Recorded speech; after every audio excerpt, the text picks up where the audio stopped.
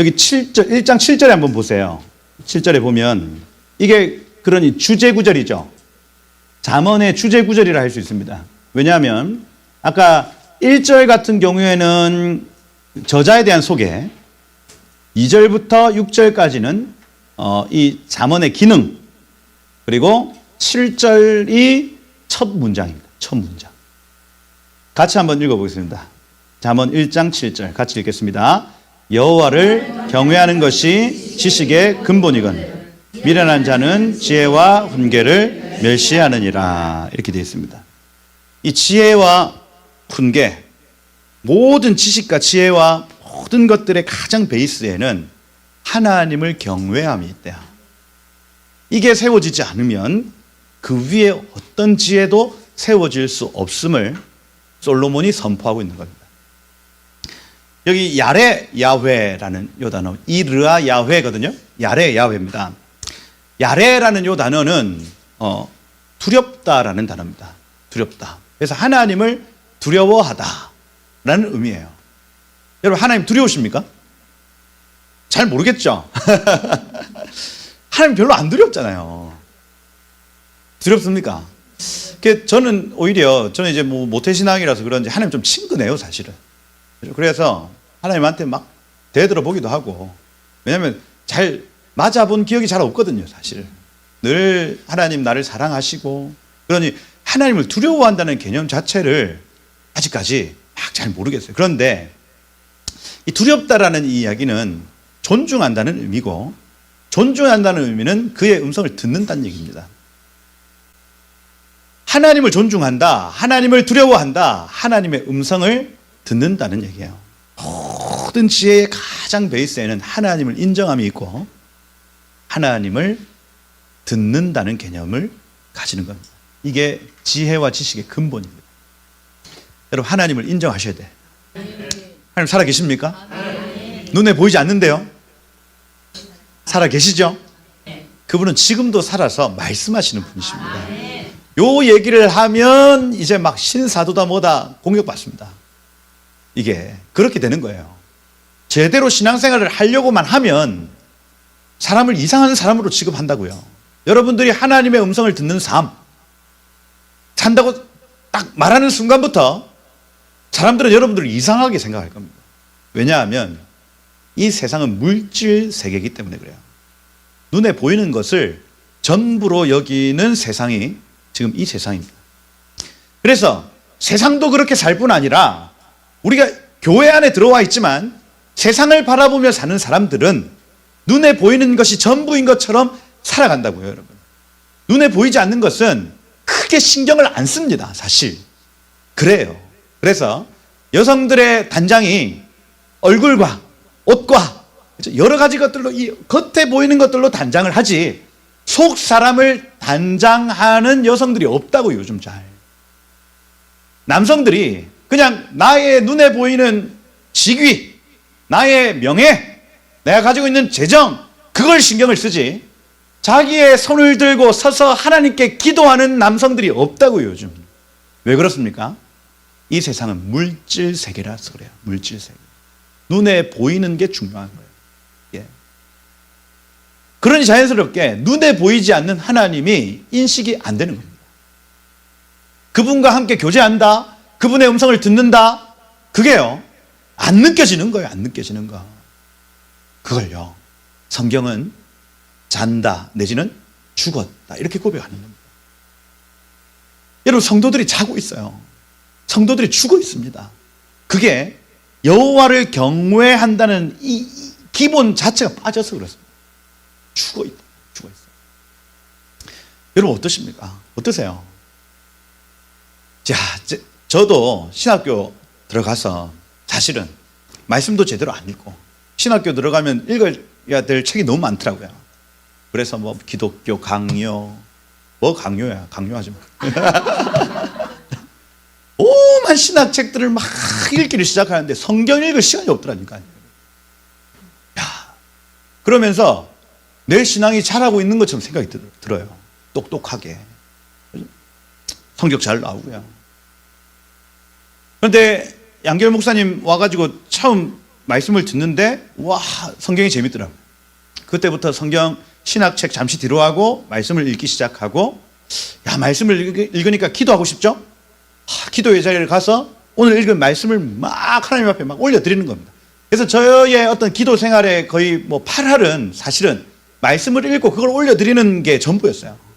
막 뭘 달라, 뭐 주세요, 이런 고백들보다 오늘 읽은 그 말씀을 막 하나님 이 말씀을 되게 해주십시오, 막 기도를 했던 세월들이 많이 있었던 것 같아요. 눈에 보이지 않는 하나님이 계신 것처럼 느껴지기 시작을 합니다. 그 이전까지는요, 다 말씀도 안 읽죠, 기도도 안 하죠. 그럼 여러분 사역이 어떻게 됐을까요? 애들 피자 사주고 통닭 사주고 다음 주 주일날 꼭 와.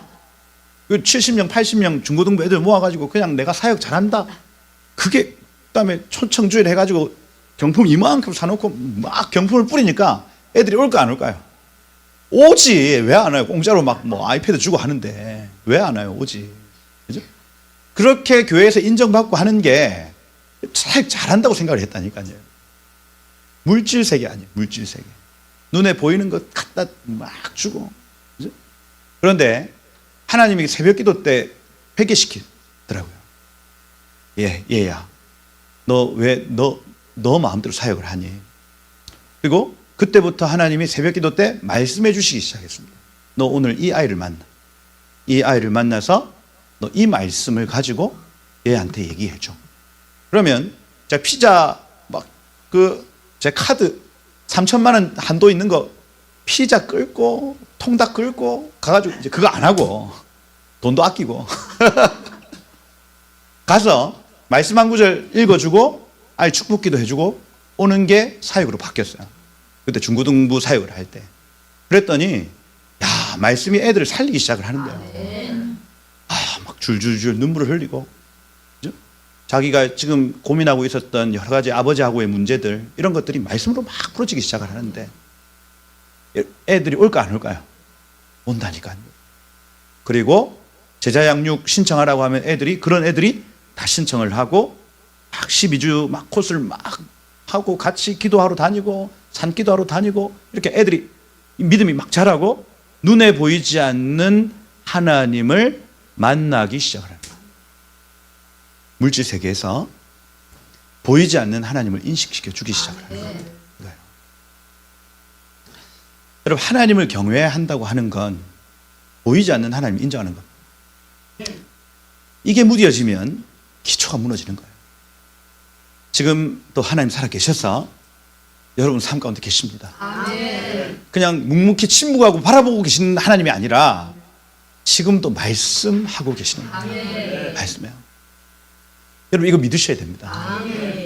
여러분이 말씀을 읽을 때에 하나님이 보게 하시는 말씀들이 있어요. 실제로 말씀이 일어나서 나한테 온다니까요, 여러분. 그걸 경험하셔야 돼요. 기도를 할 때 생각나게 하는 사람이 있습니다, 여러분. 그럼 그 사람 만나셔야 돼요. 그냥 막 하나님이 야, 성민아, 나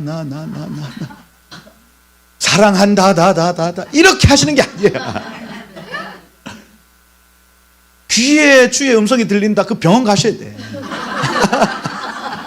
그런 일을 잘 없어요, 여러분. 그걸 뭐냐? 모든 감각을 통해서 하나님 알게 하신다고요.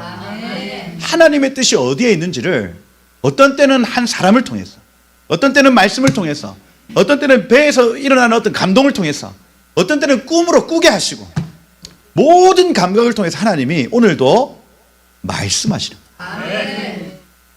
그걸 여호와를 경외합니다.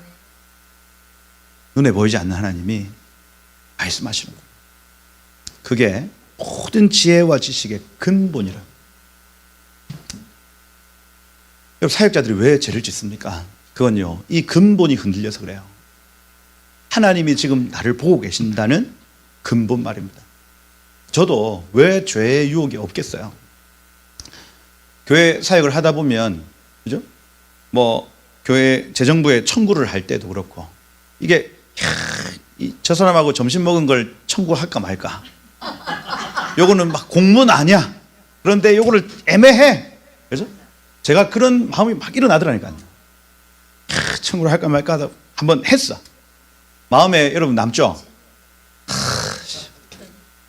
얼마 안 하는 돈 이거 내가 괜히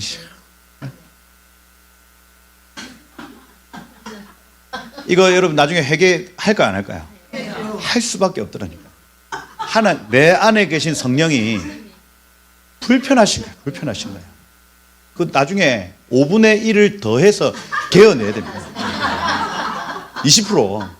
그게 여러분 하나님께 속건제입니다. 속건제. 성물을 도둑질한 자 20% 더해서 내야 되는 거예요.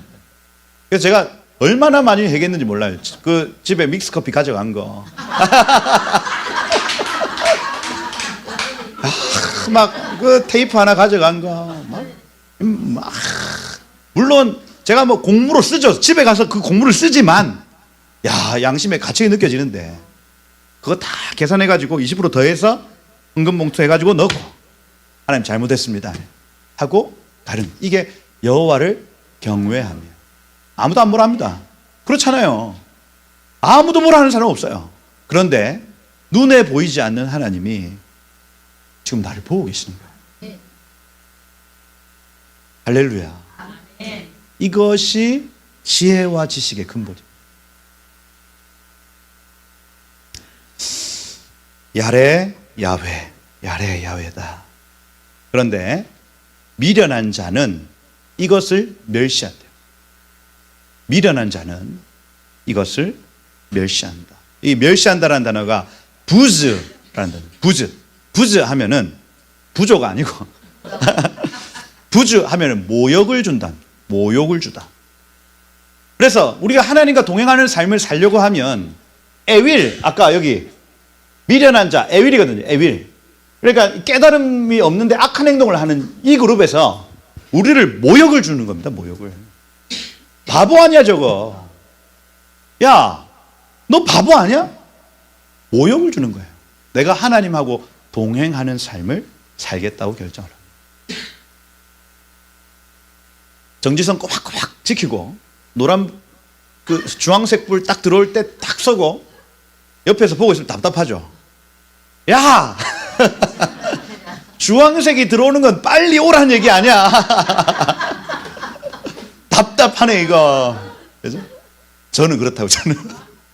그런데 우리의 양심이 말랑말랑하게 살아있을 때는요. 주황색이 딱 들어오면 섭니다. 불법 유턴 할까 안 할까요? 아, 저는 얼마나 벌금을 많이 냈는지. 성격이 급해가지고 못 기다리는 거예요. 못 기다리는 거예요. 확 돌리니까 항상 한 7번 경찰이 있는 거예요. 경찰이. 자, 할 때마다. 그래서 늘 7만 원씩 7만 원씩 네. 이걸 7번 하니까 이 버릇이 고쳐지더라고요. 하나님이 가만 안 내버려둬요. 에윌. 이 미련한 자들은요, 우리가 하나님 앞에서 정직하게 사는 이 삶을요, 모욕을 줍니다. 뭐 하는 거야, 지금? 왜 그렇게 바보같이 살아? 그런데 우리가 정말 이 지혜의 근본인 이 여호와 경외함을 유지하다 보면 이 지혜의 길은 쌓입니다. 쌓여요. 무너지지 않는 반석 위에 세운 집과 같이 올라가는 거예요. 할렐루야. 이 근본이 여러분들 삶 가운데 가득 채워지시길 축복해요.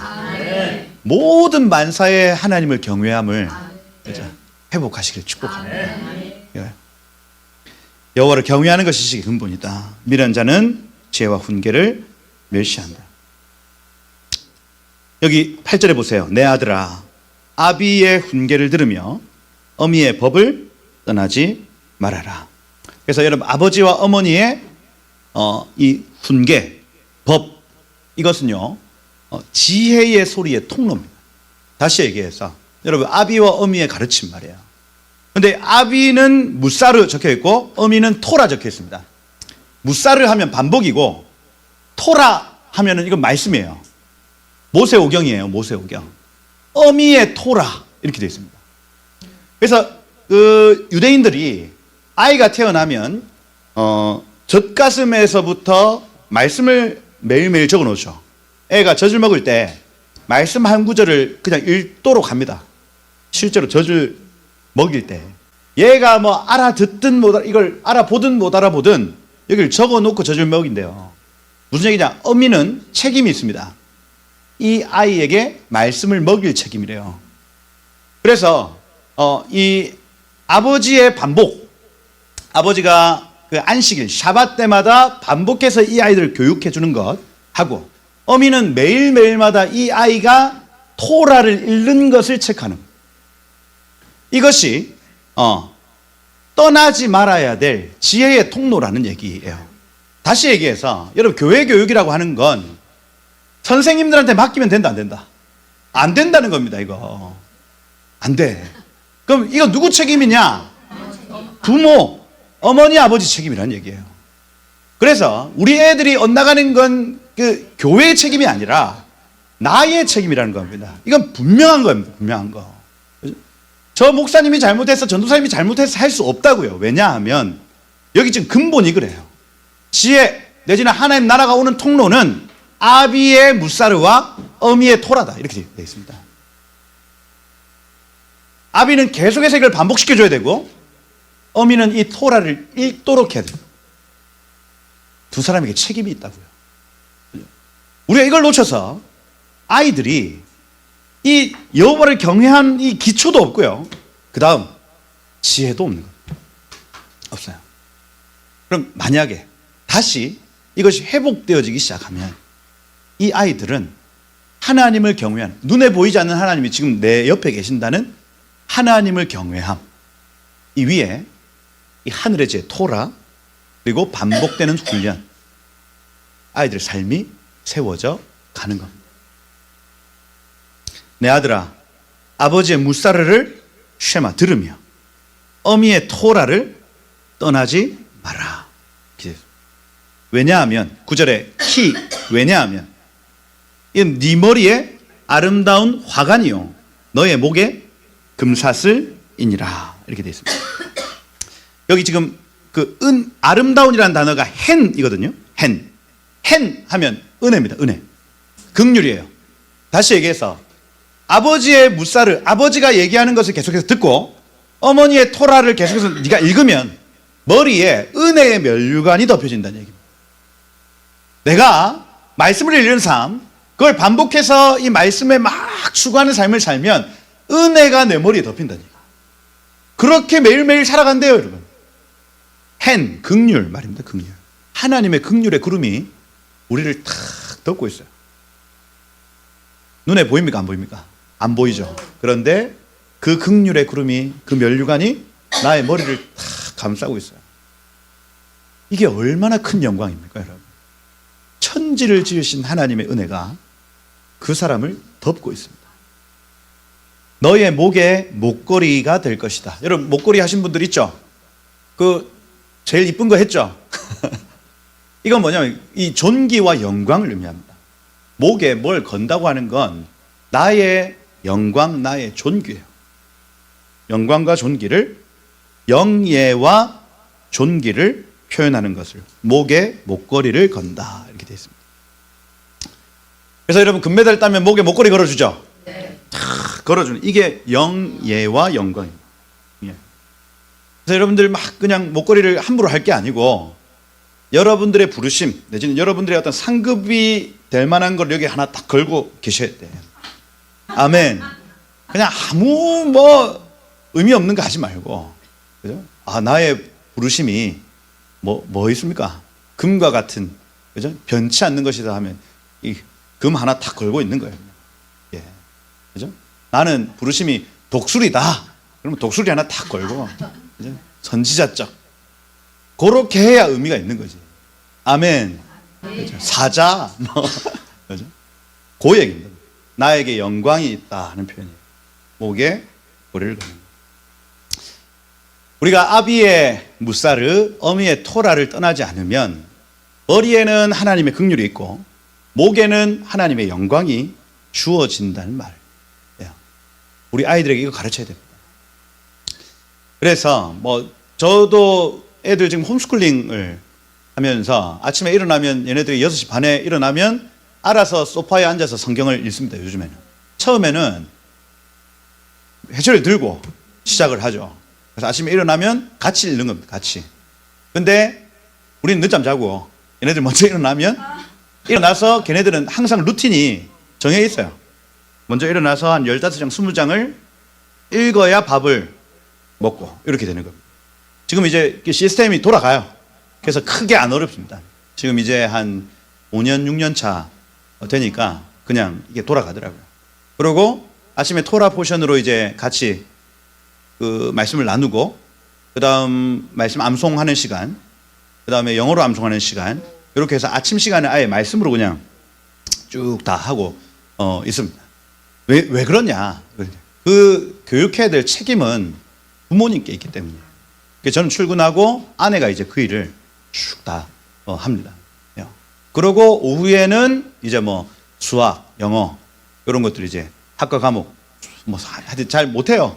못하지만 저는 믿습니다. 얘네들이 긍휼과 긍휼과 영광을 입을 줄 제가 믿어요. 그렇죠? 그래서 나중에 뭐 어떻게 될지 모르겠지만 일단은 애들이 지금 이제 13세, 11세거든요. 그래서 얘네들이 적정 기간이 되면 이제 세상으로 던져야 되는데 지금 계속해서 그렇게 지금 키워나가고 있습니다. 왜 그러냐면 어머니의 토라와 아버지의 훈련 이 안에 있는 게 복이기 때문에. 이거 언제까지 하냐? 요셉도 17세까지는 아버지의 장막 안에 있었습니다. 그 채색옷 케토네트라는 요 단어는 발에 끌리는 옷을 의미하고 케토네트. 그래서 중동 지방에 가보면 허리띠를 안 하면 다 발에 끌립니다. 통옷이에요, 통옷. 중동 지방에. 그 선교 가보시면 알아요. 선교 가서 그 뭉킨 한만 화장실 좀 써도 될까요? 해서 들어간단 말이에요, 집에. 그러면 집에서 하룻밤 자도 될까요? 한단 말이에요. 그거 다 인터콥 선교 방식입니다, 그거. 그렇게 해가지고 하룻밤 자면서 그 집에서 주는 음식들 먹으면서 복음 전할 때에 우리 입은 옷이 더러워서 주는 옷이 있어요. 그 중동 지방에. 그 주는 옷을 입으면 발에 끌리는 옷입니다. 근데 밖에 나갈 때는 허리띠를 차죠. 그 요셉이 발에 끌리는 옷을 케토네트를 입었다고 하는 건 밖으로 안 나가고 들로 안 나가고 집에 있었다는 얘기입니다. 그거. 그냥 채색 옷이 아니고 집에 속옷이에요, 속옷. 그것을 입으면서 아버지의 교육 밑에 있었다는 얘기입니다. 다른 놈들은 거기에 관심 없고 들로 나가서 사냥하는 게 기쁨이었다고요. 그게 야곱하고 에서의 차이였습니다. 그래서 아버지의 집에서 17세까지의 양육을 받았던 기간이 딱 그때였어요. 그때부터 하나님 꿈을 막 주시고 애굽으로 확 던져버리시죠. 그 기간이 있는 겁니다. 그 기간이. 그래서 우리 아이들 같은 경우에는 지금 너무 일찍 아이들을 세상 가운데 던져요. 아버지와 어머니의 교육이 충분하지 않은 상태에서 세상에 딱 던져지니까 얘네들이 그걸 이길 수 있는 힘이 없습니다, 지금. 학교에 가서 온갖 나쁜 걸 다 배워요. 욕, 음란, 분노, 뭔가 싸움의 기술, 다 시기 질투, 온갖 걸 다 배워서 집안에 퍼뜨려 버리죠. 작살내요, 작살을. 그죠? 그래서 그렇구나. 아비의 그늘 안에, 어미의 그늘 아래에서 양육받는 시스템이 회복돼야 되는 거구나. 네. 대한민국은 너무 좋죠. 여러분, 외국 교육 시스템보다 우리나라 교육 시스템이 좋은 이유가 뭐냐면 엄마 아빠들이 편해요, 편해. 딱 태어나자마자 한 3, 4개월이면 어린이집에 바로 보낼 수 있어요. 편해. 그죠? 근데 보내놓고 대부분 뭐 합니까? 뭐예요? 우리 엄마 아빠들. 돈 버는 분들도 많이 있던데 카페에 앉아가지고 다 놀고 계시더라고. 어머니들 앉아가지고. 그죠? 안 된다. 애들 살려야 됩니다. 그죠? 왜 그러냐? 잠언을 안 읽어서 그래요. 잠언을. 요거만 읽으면 내가 이거 내 책임이구나. 그리스도의 심판대 앞에 가면 가장 먼저 물으실 것이 자녀들 양육 어떻게 했는지 물으실 겁니다. 이는 내 머리 아름다운 간이요 내 목에 금사슬이니라. 기대어 있습니다. 10절에 보세요. 여기 10절에 내 아들아 악한 자가 너를 꿰일지라도 따르지 말라. 이렇게 되어 있습니다. 여기서는 지금 악한 자라고 표현을 했는데 나중 되면 음녀로 바뀝니다, 이게. 그래서 악한 자, 음녀, 얘네들 뭐 하냐? 꿰인다는 거예요, 꿰인다. 여기 악한 자가 하타라는 단어입니다. 하타. 기브롯 하타와 들어보셨어요? 하타 하면은 탐욕의 무덤, 기브롯 하타와 그 메추라기 사건 할 때 메추라기가 하늘에서 떨어져 가지고 부산에서부터 울산까지 한 50km 반경에 허리만치 다 쌓였어요. 메추라기가, 새가 얼마나 징그러워요, 여러분. 그죠? 하나님이 고기 먹고 싶다 한 이스라엘 백성들한테 한번 쏘시는데 야, 고기를 그렇게 쏘시는 거예요. 그렇게. 근데 얘네들이 어떻게 했냐면 하루 지나고 반나절 그동안, 그런 36시간 동안 그걸 잠도 안 자고 분업을 해서 털 뽑는 애, 그다음에 말리는 애 탁 쌓아놓고 촥촥촥 쌓아놓는 작업을 36시간 동안 합니다. 잠도 안 자고요. 왜 그랬을까요? 다시는 안 주실 것이다. 다시는 이거 안 주신다. 막 포를 만들어요, 포를. 메추라기 포. 말려가지고 막 쌓아놓는 겁니다, 여러분. 하나님 이걸 보고 확 돌아버렸어요. 야, 얘네들 악하다 하고 징계하시기 시작하는데 사람들이 죽어나가기 시작해요. 죽어나가서 생긴 무덤을 기브롯 하타와, 이렇게 기브롯 하면 무덤이고 하타아와 하면은 탐욕입니다. 탐욕.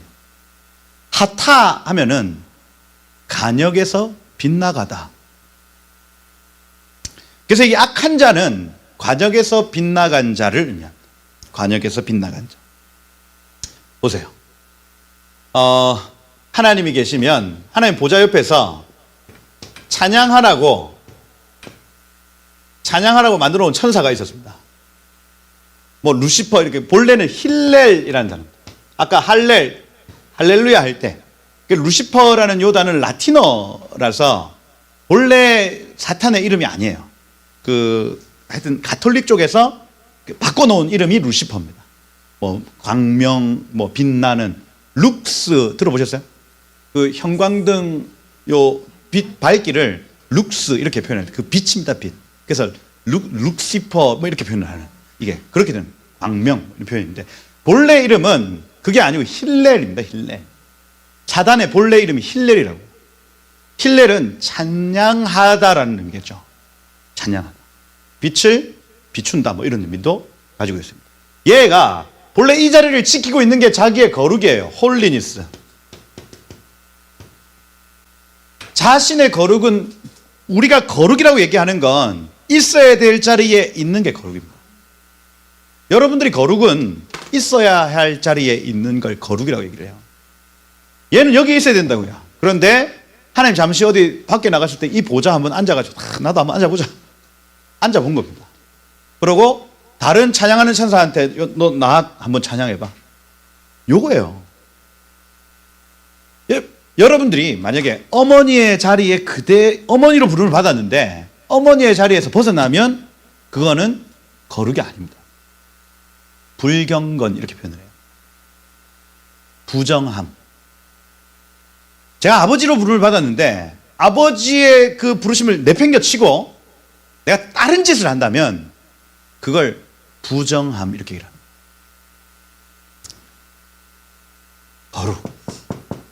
거룩이에요.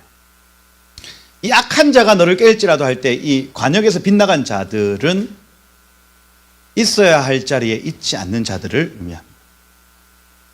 제 남편이에요. 아내를 두고 다른 여인을 찾아가면 이게 불경건.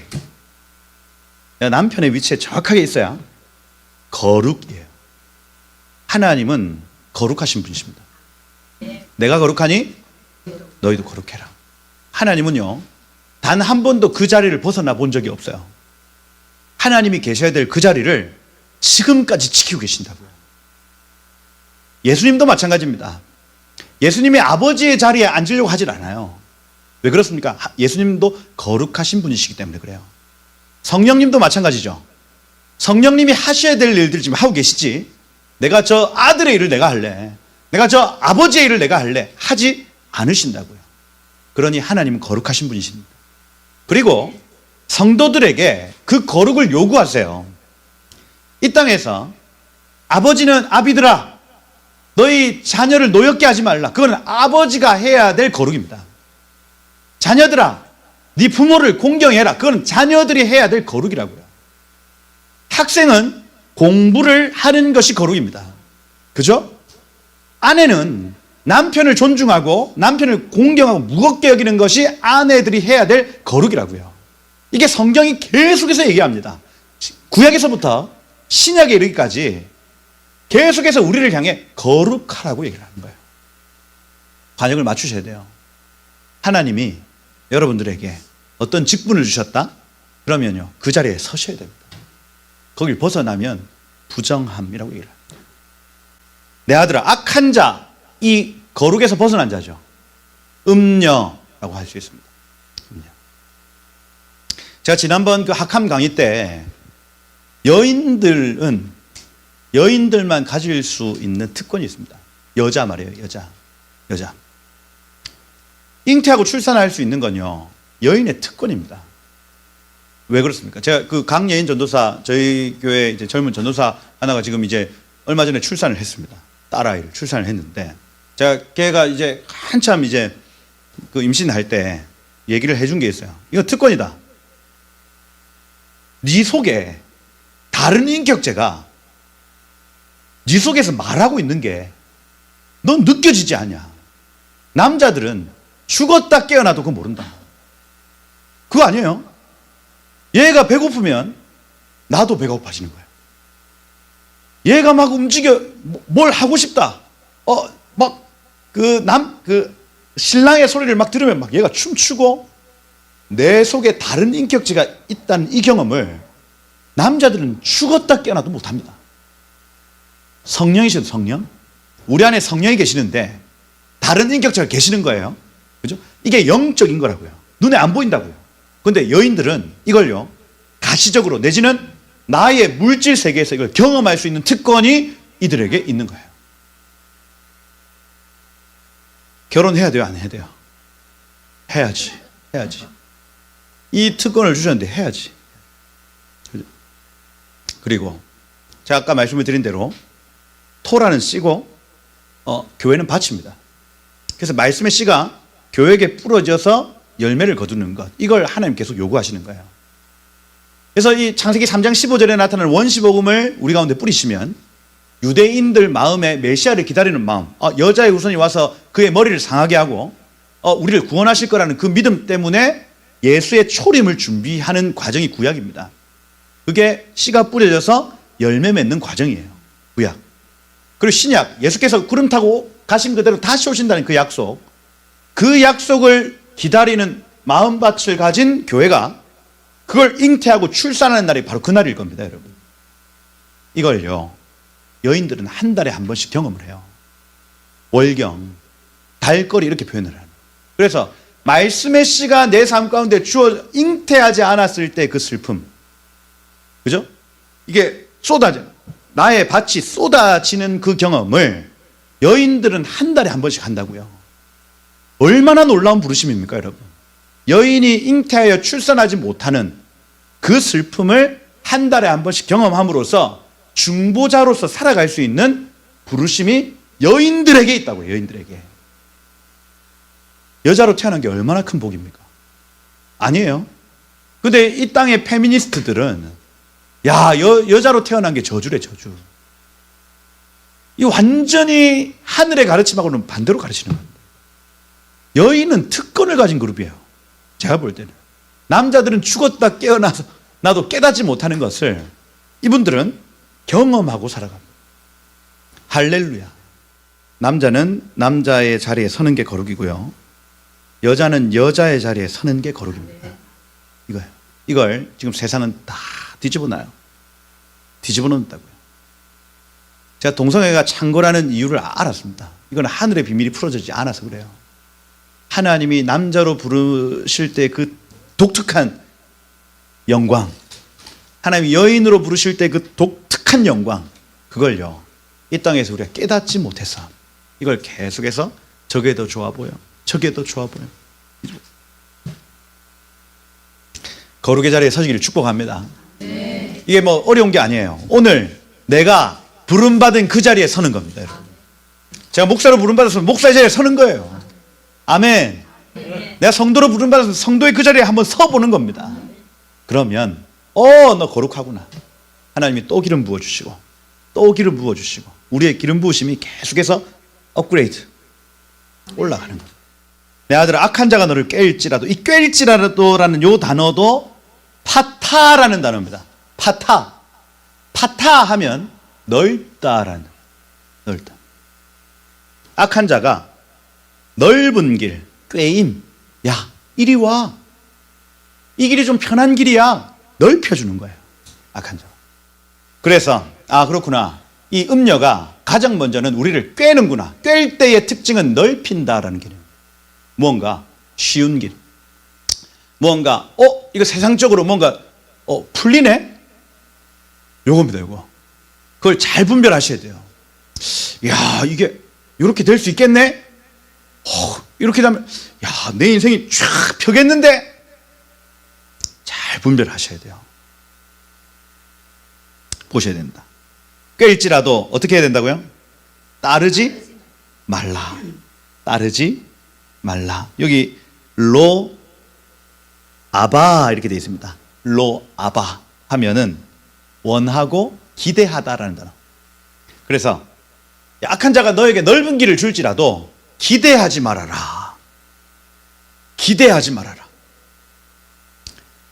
그리고 밑에 얘기합니다. 11절에 보면 그들이 내게 말하기를 우리가 함께 가자. 나와 함께 가자. 여기까지는 괜찮아요. 근데 우리가 가만히 엎드렸다가 사람의 피를 흘리자.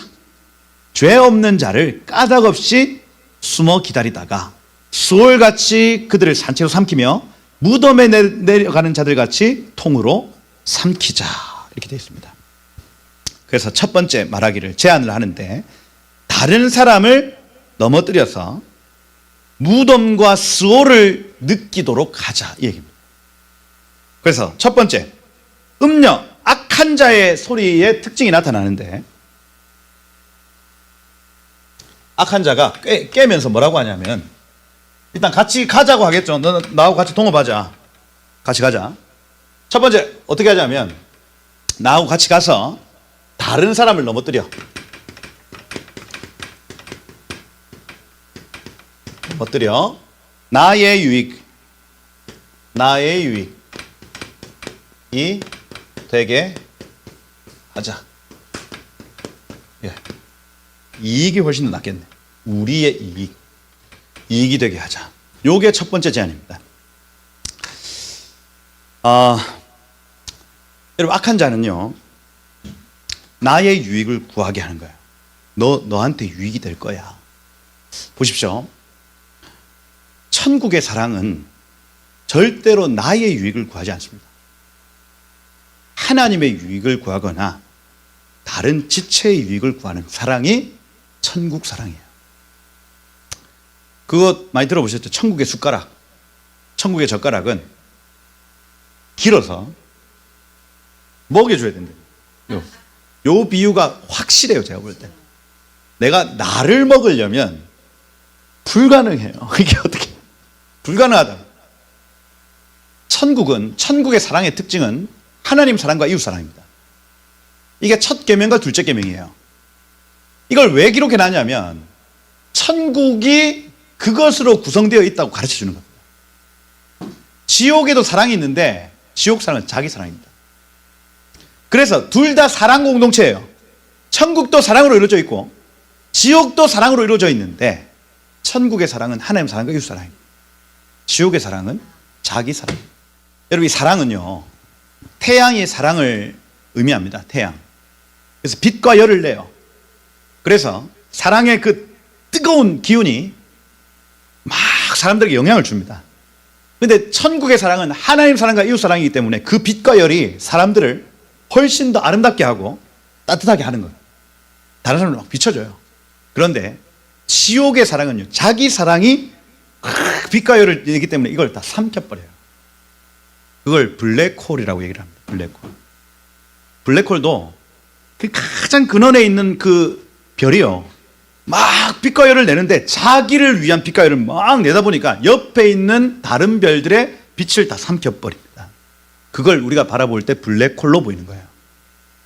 그런데 밀키웨이, 은하수, 그래서 여러분들 그 하늘의 밤에 별들을 볼 때에 이런 것들이 묵상이 되시기를 축복해요. 하나님 아무렇게나 만들어 놓은 게 아니고 모든 것들이 천국에 계십니다. 천국의 사랑, 지옥의 사랑을 쫙 별들로 다 계시를 해놨어요. 여러분. 여러분, 천국 사랑은요, 자신을 비추지 않습니다. 다른 사람을 이롭게 하는 거예요. 근데 음녀는 뭐라고 하냐면 다른 사람을 이용해서 너의 이익을 생각해. 이겁니다. 여러분, 지금 일어나는 비트코인 이런 부분들, 결국 다른 사람들이 요만큼 가격이 올랐을 때 사야 내가 이득이 보는 구조. 그죠? 이게 올라갔다가 확 폭락을 하면 다른 사람들은 불행해. 누군가는 불행해져요. 그때 내가 들어가서 이익을 취하는 것. 이게 기본적으로 비트코인 투자 같은 경우에는 천국보다는 지옥에 가까워요. 다른 사람의 불행이 곧 나의 이익이 되는 구조입니다. 이게. 주식 투자는 조금 다를 수 있어요. 주식 투자 같은 경우에는 이것이 그 회사의 어떤 비전, 그죠? 이 회사가 어떤 경영의 생각을 가지고 어떤 비전이 있는가를 투자를 하는 겁니다. 그러면 이 회사가 잘 되면 잘 될수록 나도 같이 잘 된다는 개념을 가지는 거예요. 근데 비트코인 같은 경우에는 이게 폭락을 해야 내가 유익이 되고, 폭락 때 내가 사서 다시 이게 쭉 올라갈 때 팔고 사람들이 또 망하고, 그러면서 누가 자살을 하니, 그죠? 우울한 삶을 사니, 그런 모든 것들이 나에게 유익이 되는 구조를 가시는 겁니다. 여러분, 이런 개념 안에서 사실은 삶이 세워져야 돼요. 다른 사람의 불행이 나의 행복이다. 그건 지옥입니다. 지옥. 딱 지옥이 그렇다고요. 지옥에 누가 초코파이 하나만 탁 던진다 생각을 해보세요. 다른 사람의 불행이 나의 행복이다. 이게 완벽하게 실현됩니다. 딱 받아가지고 내가 딱 먹는 순간 다른 사람들은 불행해져요. 그게 딱 군대 가면 그렇습니다. 군대 가면 다 초코파이 먹는데 혼자 몽쉘통통을 하나 딱 가지고 있다 생각해요. 이게 여러분들은 아무것도 아닐 것 같아도 군인들한테 굉장히 중요한 부분입니다. 몽쉘통통.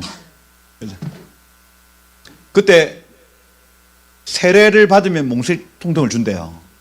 딴 때는 초코파이 주는데 전부 다 손을 들어 세례를 받았어요. 저도 받았을까 안 받았을까요? 나도 그거 먹고 싶어서 받았을까요? 나는 유아세례 받고 입교까지 다 했는데 거기 가서 몽쉘통통 때문에 손 들었어요. 야, 그거 내무실 들어가서 나 혼자 까먹고 있으면 주변 사람들의 고통입니다. 자기는 천국이에요. 그게 지옥입니다, 여러분. 나중에 누가 빼갔네, 없어졌네, 싸우고. 와, 지옥 되더만, 지옥. 여러분, 천국의 사랑이 있고 지옥의 사랑이 있는데, 다른 사람들이 다 불행해지고 내가 행복해지면 거길 지옥이라고 얘기해요. 그래서 지옥이 다른 곳이 아니라 지금 우리 이 땅에서도 지옥 경험할 수 있습니다. 뭐냐면 다른 사람들을 다 불행하게 만들고 내가 행복하면 거기가 지옥이에요. 그게 여러분 약육강식의 사회입니다. 약육강식의 사회. 지금 딱 세상이 그렇게 흘러가고 있어요. 우리가 함께 가자. 가서 죽여 피를 흘리자. 그들을 산채로 삼켜 수월과 무덤에 내려가도록 느끼게 하자. 그리고 여기 밑에 13절에 보세요. 우리가 온갖 보화를 얻으며 빼앗은 것으로 우리의 집을 채우리. 이렇게 합니다. 제비를 뽑아서 우리의 중앙에서 우리의 지갑을 하나로 합치자. 이렇게 되어 있습니다. 야, 너 나하고 동업하면 너 부자 될 거야. 너 이익이 될 거야. 너 나하고 지갑 하나 같이 써. 그래서 우리가 함께 이 일을 투자를 하고 함께 이 일들을 이익을 보자. 이렇게 말하는 겁니다. 물질에 대한 약속이죠. 그래서 이 음녀가 첫 번째 제안하는 건, 첫 번째는 다른 사람을 넘어뜨려 우리의 유익이 되게 하자. 첫 번째 제안입니다. 두 번째, 물질적 유익이 있을 거야 하고 두 번째 제안하는 거예요. 너 부자 될 걸, 이렇게 얘기를 하는 거예요. 부자 될 거다. 다른 사람을 넘어뜨려 이익이 되게 하는 것. 두 번째, 물질적 유익을 약속한다. 이게 음녀의 소리입니다.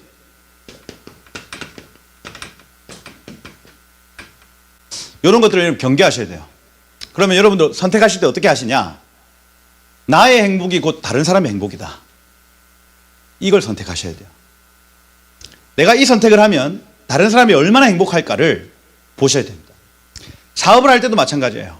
사업을 할 때 여러분들이 이 사업의 아이템을 내면 다른 사람이 얼마나 행복할까를 생각을 해보세요. 여러분들이 이 사업을 하면 다른 사람들이 얼마나 불행할까? 그게 사단의 속삭임. 내가 이 아이템을 내면 사람들이 얼마나 행복해할까? 그게 천국의 사업이에요. 천국의 사업. 두 번째, 물질적 유익. 이거 약속을 막 한다. 의심해 보셔야 돼요. 돈 벌기 위해 하는 일이 아니에요, 여러분. 우리는 하늘나라를 계시하기 위한 통로입니다. 요거는 따라오는 거예요. 따라해 보세요. 돈은 따라온다. 절대로 여러분 이게 약속이 돼 있는 자리로 가면 안 돼요. 그건 뭐냐? 내가 주님과 다른 사람의 행복을 위해 내 삶을 던지면 돈은 따라오게 돼 있습니다. 이거예요. 음료의 소리에 따라가면 망합니다, 이거. 결국 이 물질적 유익 때문에 자기의 삶을 걸어버려요. 결국 다른 사람을 넘어뜨리게 합니다. 여기 15절에 보세요. 내 아들아, 절대로 그들과 함께 길에 다니지 마라. 내 발을 금하여 그 길을 밟지 마라. 억제해라 라고 적혀있습니다. 억제해라.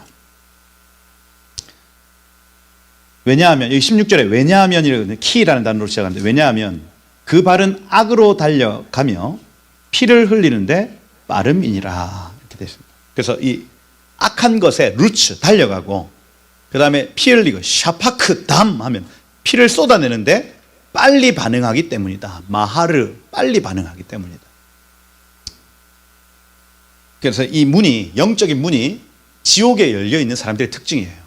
사람들의 피 흘리는데 빠르고, 그 다음 악한 일을 행하는데 굉장히 빨리 반응을 하기 때문이다. 여기 17절에 보면 또 왜냐하면이라는 단어가 등장합니다. 왜냐하면 새가 보는 데서 그물을 치면 헛일이겠거늘. 무슨 얘기입니까? 새가 그물 치는 걸 두 눈으로 보는 것 같기 때문이다. 이게 되죠. 이거는 훤히 보이는 일이다. 그물 치는 걸 보는 새가 거기에 들어가겠냐? 지금 그 상황이다, 그 상황. 내 아들아, 아버지는 지금 뻔히 보인다. 네가 하는 이 결정이 장차 어떤 결과가 나타날지 나는 뻔히 보인다. 이 얘기예요. 새가 그물 치는 거 보면 거기 들어가겠냐? 그런데 지금 네가 하고 있는 일이 뻔히 보이는 일에 네 삶을 던지는 일이다. 이 얘기예요. 그 결과가 뭐냐? 18절에 보세요. 그들이 가만히 엎드려지면 자기 피를 흘릴 뿐이요 숨어 기다림은 자기 생명을 해할 뿐이니. 여기 지금 그들의 엎드림과 숨음은 결국 자기의 피, 자기의 생명을 해할 뿐이다. 이 얘기예요. 얘네들이 가만히 숨어서 다른 사람을 막 찌르고 다른 사람을 막 불행하게 하고, 이 일이 결국에 멀리서 봤을 때는 지네들 찌르는 일이에요. 그게 아버지의 눈에서는 뻔히 보인다. 이게 어르신들이 가지고 있는 통찰력이에요. 말씀을 깊이 경험했던 사람들이 보면 보이는 겁니다. 이 길은 망할 길이다. 여기 19절에 보세요. 이익을 탐하는 모든 자의 길, 지옥길이죠. 지옥길. 자신의 이익을 구하는 자의 길. 다 이러하여 자기의 생명을 잃게 하느니라. 여기 지금 원어로 하면 오라흐 콜 바차 이렇게 되어 있습니다. 오라흐 하면 지름길이고, 콜 바차 하면은 잘라 먹는다. 바차 하면 잘라 먹다는 자르다. 그래서 이 잘라먹는 자들의 길은 자기의 생명을 잘라먹기 마련이야 얘기해요. 바차라는 단어를 2번 써서 자기의 생명을 잘라먹는다 말합니다. 여러분, 이 길을 가시면 안 된다. 그죠? 이 악한 자가 부르는 이 소리에 반응하시면 안 돼요. 지옥행입니다. 지옥행. 여러분, 천국에 어디쯤 사시겠습니까? 천국에 보좌 가까이가 좋은 땅이죠. 여러분들의 집이 천국 하나님 보좌 가까이에 있는 우리나라에서 제일 좋은 땅은 어디예요? 서울 땅이 서울 땅. 서울이 제일 좋잖아요. 잘 모르겠죠. 어디 뭐 포항에 있으니까. 부산에 있어도 잘 모르겠는데. 그런데 서울에 한번 간 사람은 부산에 다시 안 내려오더라니까요. 야, 거기 살기 힘들지 않냐? 아니래. 뭔가 하여튼 인프라 모든 영역에서 한 10년 차이가 난대요. 우리는 안 살아보니까 모르지. 그죠? 그리고 뉴욕에 살아본 사람들은 또 다르대요. 서울하고 또. 이게 다르대요. 그죠? 그럼 무슨 얘기냐면 하여튼 수도가 좋은 땅이야. 수도 중에서도 왕들이 다니는 곳이 좋은 땅이겠죠. 뭐 법원이 있고, 그죠? 국회의사당이 있고, 그게 좋은 땅이겠죠. 그죠? 천국에서 제일 좋은 땅은 하나님 가까이 있는 땅입니다. 그죠?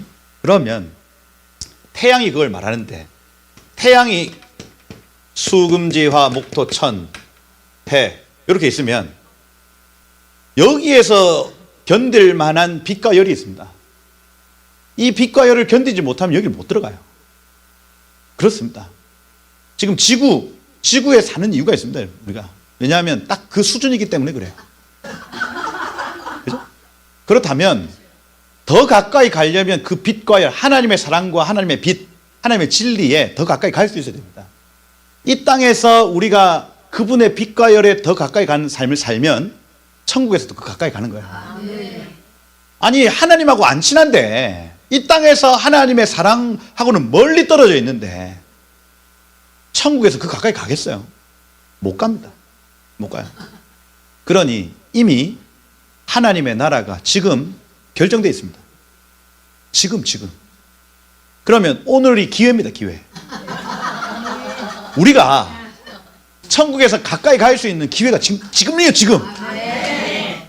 그분의 빛, 그분의 진리 가까이 가셔야 돼요. 가면 힘들지. 더 큰 걸 요구하는데. 그죠? 더 뜨거운데 더 벗겨지지. 더 녹아지지. 그죠? 그런데 더 믿음으로 가까이 가는 거예요. 하나님, 더 거룩하길 원합니다. 더 정결하길 원합니다. 더 가까이 가면 당장 내일 죽어도 천국의 보좌 가까이 가는 거예요. 지옥은 어떤 곳이냐? 그 빛과 열이 없어서 어둠이라고 해요. 그러면 냉랭해요. 우리 이 땅에 살면서 냉랭한 분들 많이 있잖아. 그게 지옥이죠. 내가 지금 어디에 서 있는지가 얼굴에 삶에 다 보이는 거예요. 다. 이게. 할렐루야. 천국을 사시길 축복합니다. 이게 여러분 얼굴에서 나타나야 돼. 예. 이렇게 살지 말고 좀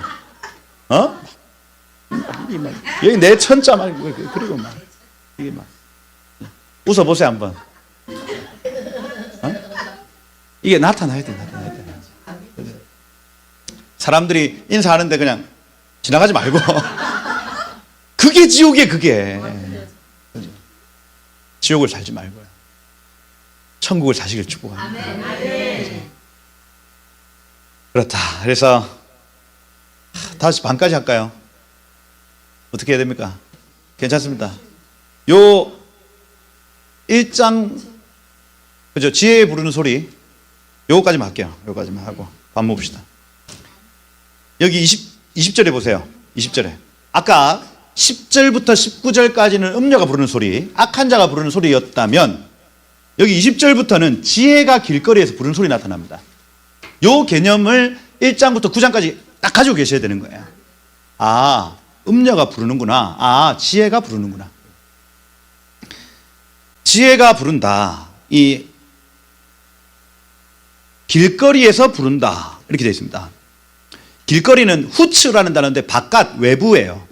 근데 부른다라는 이 단어가 라난입니다. 시끄러운 소리예요. 울림, 울림. 그다음 광장에서 소리를 높이며 이렇게 되어 있습니다. 레호브라는 넓은 장소에서 나탄콜 해서 소리를 지른다 하는. 아까 음녀는 조용히 와서, 악한 자는 조용히 와서 야 우리 같이 동업 한번 해보자 이렇게 얘기를 하는 거고, 지혜 같은 경우에는 야 큰 소리를 길거리에서 외치고 울리고 하는 개념입니다. 그 다음 시끄러운 골목에서 소리를 지르며 이렇게 들어요. 여기 시끄러운 골목이 베로시라는 단어인데, 로시 하면 머리 꼭대기입니다. 그래서 산 꼭대기에서 떠들썩하게 외친다. 하마 가라 이렇게 돼 있어요. 떠들썩하게 외치고. 그 다음 성문어기 성중에서 그 소리를 바란다. 여기 페타흐라는 단어. 그래서 이 페타흐는 입구, 입이라는 뜻입니다. 샤아르 하면 성문, 이르 하면 성이에요. 그래서 지혜는 분명합니다. 넓은 장소, 드러난 장소, 꼭대기 이런 곳에서 큰 소리로 외치는 겁니다. 이게 복음의 소리입니다. 복음의 소리. 천국의 소리는요 숨기질 않아요.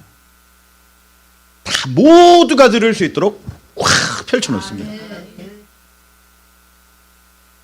요즘에 이제 앱 개발자들이나 이런 사람들 오픈 소스라고 해서 자기가 앱을 개발할 때에 요거를 그 코드 굉장히 복잡하거든요. 그거를 인터넷에 다 올려놓습니다.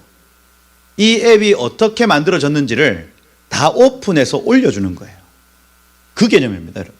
그래서 이것보다 더 나은 어플을 사람들이 무료로 개발할 수 있도록 그 저작권을 자기가 가지고 있지 않고 오픈 소스 다 올려놔서 다른 사람들이 이걸 누릴 수 있도록 해주는 겁니다. 복음은 이와 같대요, 여러분. 우리가 깨달은 진리, 우리가 깨달은 복음을 내가 혼자 확 감싸놓고 지금 나 혼자 누려야지, 이게 아니란 얘기예요. 여러분들이 깨달은 말씀, 하나님 나라, 복음을요 퍼뜨려 놓는 거, 퍼뜨려 놓는 거. 이거예요. 그래서 지금 일어나는 막 오픈소스, 그 다음에 유튜브 마찬가지죠. 이건요 복음의 속성과 같습니다. 자기가 깨달은 여러 가지 진리나 이런 것들을 혼자 누리지 않고 퍼뜨린다는 얘기예요. 복음의 속성. 여러분들의 그 진리, 여러분들의 천국이 퍼뜨려지시길 축복합니다. 그죠? 혼자만 누리면 안 된다 하는 거예요. 곳곳에서 외치는 소리가 발하여 이르되. 외치는 내용이 22절부터가 나타나겠죠. 그죠? 22절. 외치는 내용이 이렇습니다. 어리석은 자들은 어리석음을 좋아하며 거만한 자들은 거만을 기뻐하며 미련한 자들은 지식을 미워하니 어느 때까지 하겠느냐. 기본적으로 세상은 이러하다는 거예요. 어리석은 자, 패티겠죠. 순진한 자들은 그 순진함을 기뻐한다. 이거 이해가 되시죠? 하나는 이것도 좋았다가 저것도 좋았다가 하는 사람은 그걸 기뻐해요, 실제로. 그죠? 근데 옆에서 보면 답답하죠? 야, 쟤는 도대체 분별력이 없어가지고 이것도 해봤다가 저것도 해봤다가 야, 세월을 20년, 30년을 저렇게 보내고 있는 거야. 옆에서 보면 답답해. 근데 지는 좋아. 지는 좋아. 그걸 패티라고 얘기해요. 세상에 그 특별히 교회 안에서도 이러합니다, 여러분. 이래요. 어리석은 자는 그 어리석음을 기뻐한대요. 그죠? 나는 그냥 이렇게 살래. 이게. 옆에서 보면 답답합니다. 답답해요. 그거. 거만한 자 하면은 루츠입니다. 루츠. 경멸하다, 모욕하다라는 단어예요. 경멸한 자는 그 경멸을 계속해서 추구하며 산다. 기뻐하며 산다. 그죠? 그다음 미련한 자들은 캐실입니다. 캐실. 뚱뚱한 자, 비대한 자. 이 사람들은 행동이 안 된다는 얘기겠죠. 패트들은 어떻게 해요? 지식을 미워한다. 다트. 더 이상 먹지 못하는 상태가 되는 겁니다. 여러분들 해보셨잖아요. 그죠? 아무리 말씀을 많이 깨달아도 이게 행하여지지 않으면 나중에 그것이 싫어, 샤네, 미워하게 됩니다. 이제 그만 얘기하세요, 이제. 내가 계속 반복해서 넘어지는 죄에 노출되어 있으면요. 그 얘기가 계속 반복해서 들려오면 그 싫어하게 됩니다. 그죠? 그게 캐실이에요, 캐실. 미워. 어느 때까지 하겠느냐. 23절. 나의 책망을 듣고 돌이켜라. 슈브, 회개해라. 보라 내가 나의 영을 너희에게 부어주며 내 말을 너희에게 보이리라. 여기 지금 나의 루아흐 영을 나바하게 해주며 끌어오르게 해주며 나의 말을 야다 알게 하리라. 그래서 이 아비의 가르침을 들을 때에 하나님의 영이 막 속에서 끌어오르기 시작하고 말씀이 깨달아지기 시작한다는 얘기입니다. 다시 여러분들이 말씀이 들을 때 나타나는 특징인데, 먼저는 속에서 나비라는 단어가 속에서 부글부글 끌어오른다는 개념입니다. 끌어올라서 터져 나오는 걸 나비라고, 선지자라고 얘기를 해요. 그래서 막 부글부글 막 콜라 마시면 트름을 참을 수 없는 것처럼 속에서 부글부글 끌어오르는 게 나바입니다. 여러분들이 말씀을 들을 때 첫 번째 나타나는 현상이 속에서 감동이 막 올라오는 거예요. 이게 끌어오르는 겁니다. 내가 지금 잘하고 있나 잘못하고 있나, 내가 이 사업을 해야 되나 말아야 되나, 그죠? 이런 게 말씀을 듣는 자리에서 막 부글부글 끌어오르는 겁니다. 두 번째, 말씀이 깨달아 알아지기 시작하는 거예요. 이 말씀이었구나 알아지는 겁니다. 그 얘기예요. 나의 책망을 듣고 회개하면 내가 나의 영을 너희에게 부어주며 이 속에서 끌어오르게 해주며 내 말을 너희에게 알게 할 것이다 말합니다. 24절에 보세요. 내가 불렀으나 너희가 듣기 싫어하였고, 그래서 복음은 듣기 싫답니다. 불신자들이 싫어하였고, 내가 손을 폈으나 돌아보는 자가 없었고 귀 기울은 자가 없대요. 여러분, 복음의 속성이에요. 사람들이 이걸 듣기 싫어한답니다. 첫 번째. 그래서 여러분들을 비방하고 여러분들을 모욕 줄 수 있대요. 왜? 듣기 싫으니까. 두 번째, 관심이 없답니다. 복음. 여러분들이 아무리 이 지혜의 소리를 길거리에서 외쳐도 사람들은 관심 없어 할 수 있대요. 그런데 여러분, 멈추면 됩니까? 안 됩니까? 안 된다. 안 된다. 계속해서 외쳐라. 도리어 나의 교훈을 멸시하게 하며, 여기 파라라는 데는 내버려 두고 나의 책망을 받지 아니하였습니다. 로아바, 기대하지 않는다 이렇게 되어 있습니다. 기대하지 않는다. 근데 너희가 재앙을 만날 때 내가 웃을 것이며 너희에게 두려움이 임할 때 내가 비웃으리라 이렇게 되어 있죠. 여러분이 복음을 전했는데 안 받아들였어요. 그럼 하나님이 그 사람 가만둘까 안 둘까요? 가만 안 두지. 복음이 들렸는데 그 사람을 흔들어서라도 믿게 하시지. 그러면 여러분들이 복음을 전했어요. 만약에 가족들 어디 무슨 고모한테 복음을 전했어. 근데 일단은 안 들어. 무시했어요. 그 다음 한 번 더 전하니까 이걸 야 그만해 막 나보다 아파트도 적은 평수 사는 애가 야 그만해 내가 니보다 더 잘 살아 모욕을 막 받았어요. 그럼 그때부터 우리의 기도는 바뀌어집니다. 주여 흔들어 주옵소서. 막 주여 저의 삶을 완전히 흔드시오. 근데 흔들렸어. 그때 여러분들의 속은 어떨까요? 잘 됐다. 하나님이 나의 기도에 응답하셨다. 그 얘기입니다. 그 얘기. 너희가 재앙을 만났을 때 내가 웃을 것이고 너희에게 두려움이 임할 때 내가 비웃을 것이다. 너희의 두려움이 광풍같이 임하겠고 바람이 분다. 여러분 바람 많이 맞아보셨죠? 네. 우리 인생에 한 번 바람 확 불면 다 날아갑니다. 다. 그죠? 여태까지 쌓아놨던 것 확 다 날아가면 납작 하나님 앞에 엎드려가지고 기도하기 시작해요. 이게 너희의 재앙이 폭풍같이 임하겠고 동남풍아 불어라 서북풍아 완전히 뜨거운 바람 차가운 바람 왔다 갔다 하는 정신 못 차리죠. 근심과 슬픔이 임하리니 그때 내가 너희가 나를 부르리라. 그래도 내가 대답하지 않고 부지런히 나를 찾아라. 그래도 내가 만나지 못하리니. 왜냐하면 29절에 보면 대저 너희가 지식을 미워하며 여호와 경외하기를 즐거워하지 아니하며 이렇게 되어 있습니다. 이 지식을 미워하는 자, 그리고 하나님, 눈에 보이지 않는 하나님을 인정하지 않는, 그죠? 나의 교훈을 받지 않는, 여기 교훈은 애차라는 단어, 충고입니다. 충고를 받지 아니하고 나의 모든 책망을 업신여겼음이니라 이렇게 되어 있습니다. 하나님 듣지 않으신다 이렇게 얘기를 해요. 그런데 여러분 정말 듣지 않으실까요? 이분들이 막 흔들려서 하나님 나 좀 도와주세요 할 때 하나님 들으실까요 안 들으실까요? 들으시더라니까요. 여러분, 70번씩 7번 용서하시는 그 하나님의 사랑이요, 회개하고 돌아오는 자들의 소리를 들으시더라. 여기 31절에 보세요. 그러므로 자기 행위의 열매 먹으며 자기의 꾀에 배부르며, 이런 표현들. 여기 32절에 보세요. 자기 꾀에 배부를 것이다. 여기 꾀라는 단어가 애차라는 단어의 조언이, 스스로의 조언입니다. 그래서 여러분, 일반 그 불신자들의 삶은요, 본인이 계획하고 본인이 설계해 놓은 대로 살아가는데 거기에 배부르고 만족하게 될 것이다. 32절에 보세요. 왜냐하면 어리석은 자의 태보는 자기를 죽이며 미련한 자의 안일은 자기를 멸망시키려니와, 이렇게 되어 있어요. 이게 원어로 하면 어떻게 되냐면, 어리석은 자의 태보 하면 패티의 메슈바입니다. 패티의 메슈바. 앞에 미마모 메 붙으면 슈브 앞에 메가 붙은 거거든요. 그래서 변절이에요, 변절. 그래서 패티의 변절이랍니다. 순진한 자의 변절.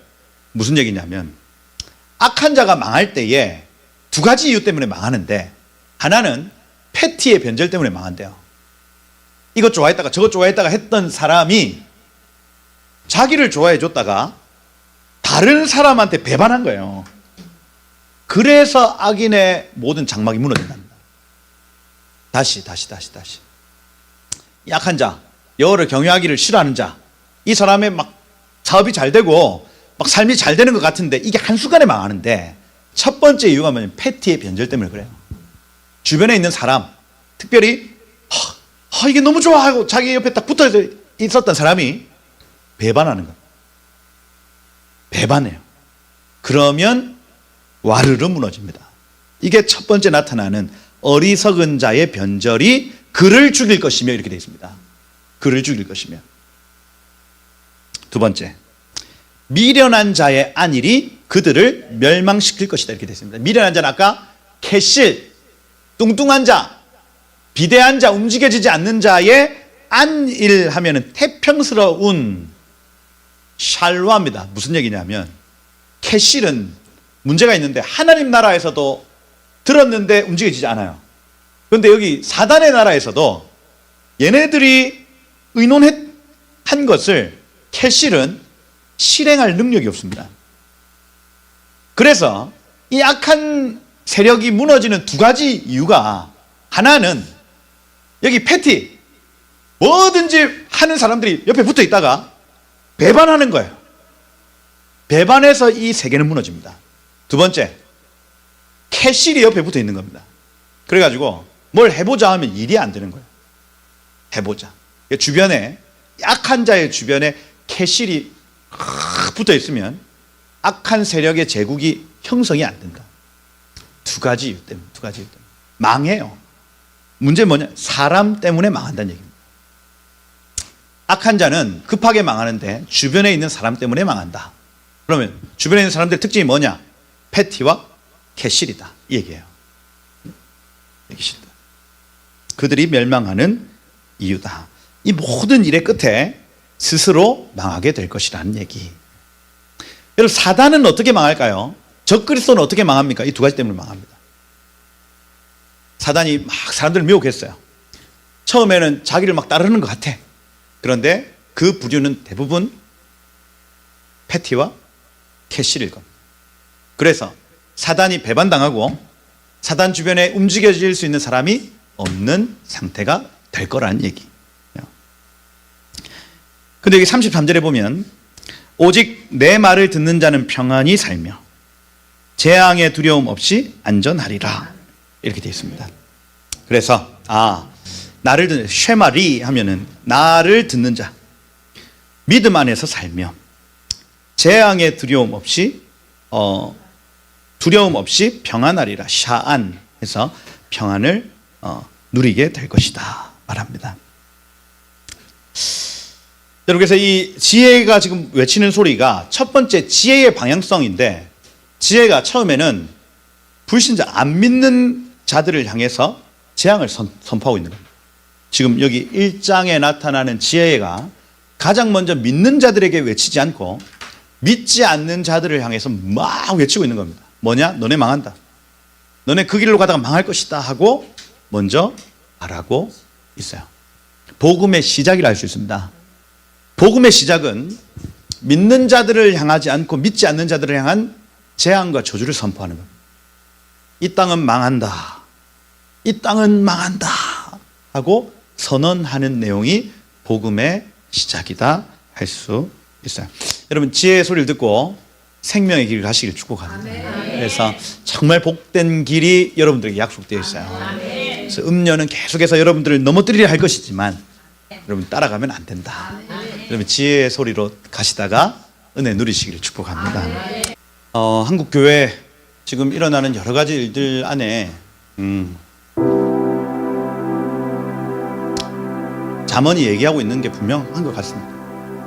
우리 안에 하나님을 인정함, 그리고 눈에 보이지 않는 하나님을 인식함, 이런 것들이 희미해지면 사실 죄가 우리의 삶 가운데 나타나기 쉽고 뭐 저부터도 하나님이 느껴지지 않으면 어떻게 거룩하게 살 수 있겠습니까? 근데 오늘 솔로몬이 얘기하기를 하나님 말씀 앞에 우리를 조명하고 그분의 토라 또 반복되는 어떤 말씀 앞에 내 삶을 내어드리면 빛의 삶, 지혜의 길 가게 된다는 얘기를 하고 있어요. 그래서 이 시간 한번 그렇게 하나님, 주의 말씀 앞에 내 삶을 드립니다. 주님 오셔서 하나님 우리를 말씀으로 조명하여 주시고 빛으로 우리의 삶을 비춰주시고 주님의 사랑으로 우리를 덮어주셔서 하나님 정말 껍질과 같은 우리의 삶이 벗겨지고 정말 천국의 그 놀라운 빛과 사랑으로 채워지는 우리들 되게 해달라고 한국교회 그렇게 다시 한번 거룩하게 정결하게 세워 주옵소서 하고 하나님 나와 하나님 교회와 하나님 민족 가운데 하나님 빛의 그 놀라운 주님의 빛의 역사로 채워 주옵소서. 빛의 길 가게 하옵소서. 지혜의 길 가게 하옵소서 하고 우리 한번 주여 부르면서 한번 기도하고 마치도록 하겠습니다. 함께 기도하겠습니다. 주여. 성경이 능히 우리로 하여금 예수 그리스도 안에 있는 믿음으로 말미암아 구원에 이르는 지혜가 있게 한다 말씀하신 주님, 하나님 우리를 교훈하여 주십시오. 책망하여 주십시오. 바르게 해 주십시오. 의로 반복하여 주십시오. 그래서 하나님의 사람들 되게 하십시오. 온전하게 하십시오. 모든 선한 일을 행할 능력을 갖추게 하십시오. 지금 마지막 때 두 증인과 같이 이 무너져가는 바벨론 성을 향하여 하나님 나라를 선포하고 복음을 선포할 수 있도록 하나님 우리를 새롭게 하여 주시고 말세에 고통하는 때가 이르러 사람들이 자기 사랑하며 돈 사랑하며 자랑하며 교만하며 비방하며 부모 거역하며 감사하지 아니하며 거룩하지 아니하며 무정하고 원통함을 풀지 아니하며 사납고 선한 것을 좋아하지 아니하고 배신하고 조급하고 자만하고 쾌락 사랑하기를 하나님보다 더 사랑하는 하나님 이 바벨론을 향해 서서